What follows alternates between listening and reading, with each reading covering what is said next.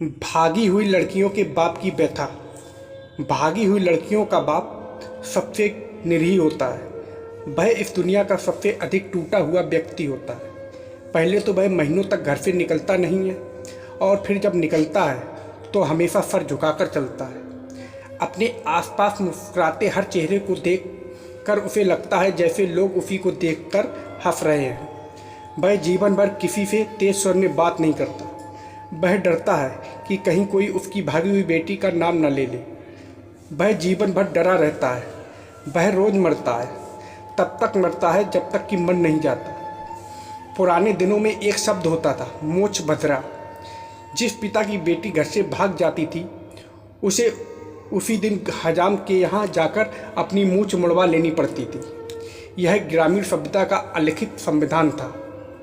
तब मनई 2 बार ही मूंछ मुड़ाता था, एक पिता की मृत्यु पर और दूसरा बेटी के भागने पर। बेटी का भागना तब पिता की मृत्यु से अधिक पीड़ादायक समझा जाता था। तब और अब में बस इतना ही अंतर है कि अब पिता मूंछ नहीं मुड़ाता, पर मोच भद्रा तब भी बन जाता है। बिना मूंछ मुड़ाए किसी के फेर में फंसकर घर से भागते बच्चे, लड़के और लड़कियां दोनों, यही नहीं जानते कि असल में वे अपने पिता की प्रतिष्ठा के मुंह में मूत कर जा रहे हैं। निरीह पिता का मुख जीवन भर उस मूत के कड़वे स्वाद से गजबजाया रहता है। वैसे एक कड़वी सच्चाई यह भी है कि बेटे के भागने पर पिता कम दुखी होता है, बेटियों के भागने पर अधिक। सुनने में गलत लगता है ना? भेदभाव जैसा है ना यह, पर इस भेदभाव का एक बड़ा कारण है।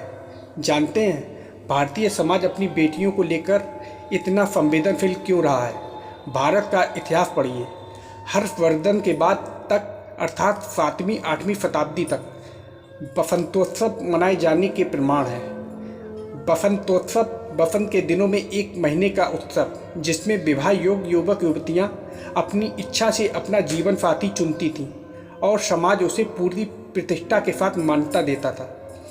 कितना आश्चर्यजनक है ना कि आज उसी देश में खाप पंचायतें हैं जो प्रेम करने पर मृत्यु दंड तक देती हैं। क्यों? इस क्यों का उत्तर भी उसी इतिहास में है। भारत पर आक्रमण करने वाला पहला अरबी मोहम्मद बिन कासिम भारत से धन के साथ और क्या लूट कर ले गया जानते हैं? सिंधु नरेश दाहिर की 2 बेटियां। उसके बाद से आज तक हर आक्रमणकारी यही करता रहा है। गौरी, गजनबी, तैमूर, सबने एक साथ हजारों लाखों बेटियों का अपहरण किया। क्यों? प्रेम के लिए नहीं, बलात्कार करने के लिए, यौन दासी बनाने के लिए। भारत ने किसी देश की बेटियों को नहीं लूटा, पर भारत की बेटियां सबसे अधिक लूटी गईं।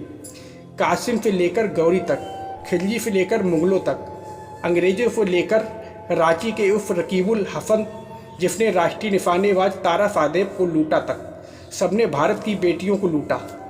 इतना लूटा कि भारत अपनी बेटियों को 7 पर्दे में छुपाने लगा। उसे अपने प्राणों से अधिक बेटियों की चिंता सताने लगी। वह अपनी बेटियों की ओर देखने वाली हर अच्छी बुरी आंख से डरने लगा और बेटियों को लोगों की दृष्टि से बचाना पिता का प्रथम और सबसे महत्वपूर्ण कर्तव्य बन गया। जो पिता अपना यह कर्तव्य नहीं निभा पाता, समाज ने उसके लिए तिरस्कार तय किया। यह तिरस्कार आज तक चल रहा है।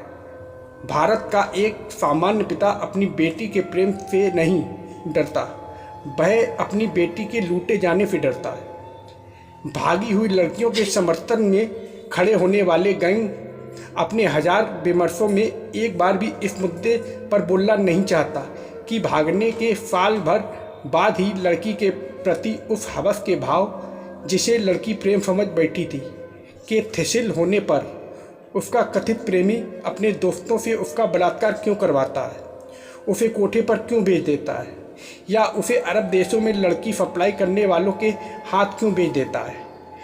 आश्चर्यजनक लग रहा है ना, पर यह सच्चाई है मित्र कि देश के हर रेड लाइट एरिया में मर रही लड़कियां प्रेम के नाम ही फंसाई जाती हैं। उन लड़कियों पर, उस धूत प्रेम पर कभी कोई चर्चा नहीं होती।